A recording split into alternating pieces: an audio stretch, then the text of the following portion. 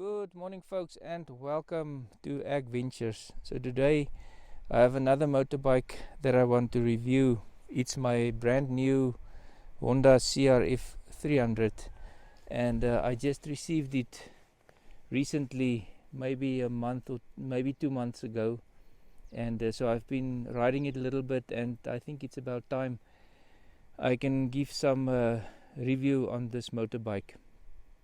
So basically what I did is I sold my Africa Twin 1100. It's the DCT model. I also did a review on that motorbike here on this channel, and so I sold that Africa Twin and replaced it with this CRF 300, and there's quite a few reasons why I did that, but first off, I can just say I really love this motorbike. It's an absolute joy for me to ride this motorbike, and I think a lot of guys would think maybe it's a downgrade from Africa Twin to this motorbike, and for me, I can honestly say it's not a downgrade.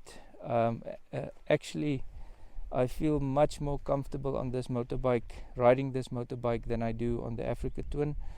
And there's quite a few things that I want to touch if I have to compare this to the Africa Twin. Okay, so I just want to go through some basic features of this motorbike. There's plenty of reviews on the internet of this motorbike, so I won't spend too much time other than the fact that there's a lot of plastic on this motorbike. You know, all these things, it's a lot of plastic, but still it's functional. You know, I think for me personally, as a farm motorbike, I wouldn't recommend this 300. I also did a review on the AG 200.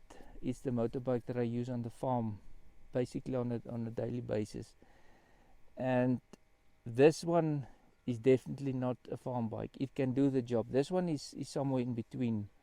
It's not the best road motorbike, but it's not the best off-road motorbike either.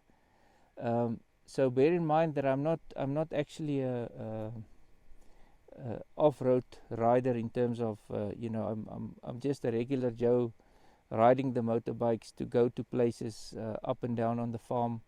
And I'm not a fancy rider, or I'm not a technical rider. I just ride on the roads, and when I need to, I go off into the field and to chase animals and so forth. So for me, this motorbike doesn't fall in that category, simply because it's just a little bit too what would the word be? It's not that solid for me in the if I drive into the field, like this area here. If you go over the grass, there's a lot of bumps and everything, and on these roads here, sometimes they get very sandy. This bike doesn't like it either very much. I think the tires might have something to do with that, so I will test and see later on if the tires might make a difference. But other than that, this motorbike, if you go on road, on the gravel roads, it's fantastic on the gravel roads. On the highway, it's got respectable speed. It's not the best speed that you can do 110 kilometers an hour, and that's about it. I would say in terms of on the highway, this motorbike is definitely, to me, it feels a little bit more risky than the Africa Twin, because there's a lot more cars passing you from behind. On the Africa Twin, you can go at speed a little bit faster than the general traffic, and in that way you can avoid cars passing you from behind. So in that regard, I think I do feel a little bit less safe on this motorbike, because I have quite a bit of cars passing me now on the highway. But all in all, to me, this motorbike, in terms of comfort, I really like this suspension on this motorbike. I see a lot of complaints about the suspension being too soft on the internet. Now, if you travel on the kind of roads I do, you really get to appreciate that soft suspension. You know, the roads that I ride on most of the times are very bad gravel roads with a lot of corrugations, and it gets very, very bumpy. So I found this motorbike in some cases to be even a little bit softer riding than my Africa Twin. So bear in mind that you could adjust the suspension on the Africa Twin, but now that's something I didn't have enough knowledge. And also, you know, if you go from bad gravel road then onto a highway again, resetting the suspension all the time, it becomes a little bit of a problem. So what you end up doing is you're going somewhere in the middle, you know, where it's fairly comfortable on off-road and, you know, as comfortable on the highway as well. So this bike has just got that standard suspension, and it's working perfectly fine for me in terms of comfort. So I would definitely, for me, I wouldn't change that suspension. Another complaint, a complaint that I would have is in terms of the luggage area here. It's very small. You know, I did put a carrier, so I suppose you can put different carriers there, but it's a little bit small, the space. They had this strap here over the seat. It's an absolute it causes a lot of discomfort because you sit right on that. So I removed that within a week after I got this motorbike. The tank, I would say, is definitely too small. I would have loved to have a bigger tank. This one is 8 liters. The range is just not enough. You have to keep on filling up all the time. I would have loved if this had a little bit of a bigger tank. I'm aware that you do get a bigger tank on the rally model, but now that model wasn't available for us here in South Africa. So, but all in all, really, there's just something in this motorbike. Once you get on it, you enjoy it. I don't know what it is, but every time I get on this motorbike, I enjoy it much more so than I did when I was on the Africa Twin. So another thing that I really do like on the Africa Twin, they had this. I had that the model that I had a short windscreen like this, and I had a lot of buffeting, you know, on my helmet. Then I thought, well, maybe the problem is the helmet. Then I changed the helmet, and it persisted. It absolutely drove me nuts. So I ended up finding out that the buffeting problem on the Africa Twin came from this area here. There's two holes there, and I ended up putting some cloth in there while I was riding, and the buffeting became better. On this motorbike, I don't have that problem anymore. It's quiet. I have a constant wind hitting me from the front, and that buffeting is just not there anymore. On longer trips, I would say this seat does get a little bit more uncomfortable, but not to a point where it's a big problem. I would say, you know, as you ride, you tend to get used to that seat, and you know, it is getting more comfortable as time goes on. This bike is really very economical in terms of fuel.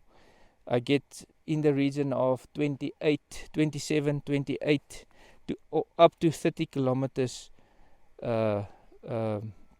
kilometers per liter. So that's about in the region of yeah, I'm not sure about miles per gallon, but there's quite a lot of reviews on that. But for me here, the way I drive, anywhere from 28 to 30 kilometers per liter. So it's really a very economical motorbike compared to the Africa Twin that I got, maybe 18, 19 kilometers per hour. So it's much more economical. So all in all, what would I change with this motorbike? Well, I think probably nothing. I won't change anything. I would maybe just put on a little bit bigger carrier here. The one that I put on is a little bit small, but for me, this motorbike is perfectly fine as it is. It's comfortable. The gear switchings are very soft. The clutch is soft.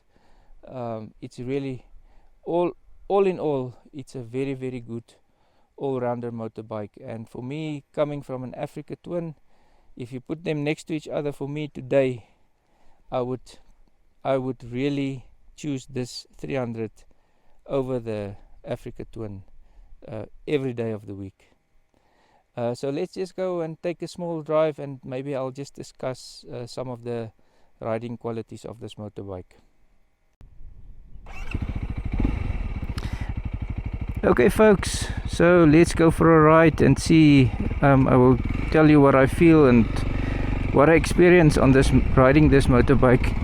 So right off the bat, one of the biggest issues I have with this motorbike is when you ride in conditions like this.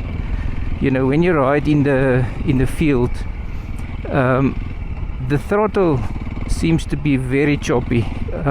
It's not, you know, if it's not a regular throttle. When you let off the throttle, the engine drops with you letting off the throttle. This motorbike, or this throttle, you know, if you let off a little bit, it seems like you chopped the throttle. You know, it's really difficult to ride in slow conditions with this throttle. Now, I did in the beginning adjust the throttle from the factory setting. There's a lot of play on the throttle cable, so I changed that. So there's not, you know, when you start to accelerate, that's not the problem. It's when you let go the throttle, it's very, very choppy. So for me, that's a fairly big negative in conditions like this, where you ride on the farm, when you go slow, when you have to go over rocks and stuff. If you don't have that throttle control, it becomes difficult to control the motorbike. And so definitely for me, that's a big complaint. And then also the front end, it seems to be a little bit loose. You know, if you go over rocks and stuff, it tends to be a little bit jumpy. So you need to be a little bit more aware of that. Compared to the AG200 and even the Africa Twin that I had, this motorbike's front end seems to be a lot less forgiving when you go over rough terrain. So that, to me, that's one of the biggest complaints in terms of the handling in a farming situation for this motorbike. Then you know, if for instance, if you have to make a U-turn, I'm just going to make a U-turn here now. If you go on a U-turn, a lot of times you have to make small throttle inputs. It's really difficult. It's jumpy. You know, that throttle inputs they are very difficult, because you cannot make precise throttle inputs. So that's, even on-road situation, that's sometimes a problem. Now, what I found is, when I do U-turns now with this bike specifically, I will just basically not do any throttle input. So I will just demonstrate that now. If I'm going to do input, I leave the throttle, leave the engine on idle, and just let it run. Now, bear in mind, there's not much engine power there, so I'm going to do it with throttle input now, and see how difficult it is. It's difficult to get constant throttle input. Okay, so now on to a little bit more open road. To me, this is where this motorbike shines. because it seems to hit that perfect middle ground in terms of comfort and speed, agility. It's not too heavy, it's not too light either. It's got enough speed, it's got plenty of speed for this type of riding. You know, in this type of roads you seldom go faster than maybe 80 kilometers per hour, but if you want to, you can go faster. So this to me is where this motorbike hits that perfect middle ground, and I just absolutely love riding this motorbike, and I can do this all day long on these roads, and it's absolute pleasure. So that's all from me, folks, and thank you for joining me. And if you have any questions, please feel free to ask me, and please like, and if you want, do subscribe, and I will make some more content for the future. Take care and God bless.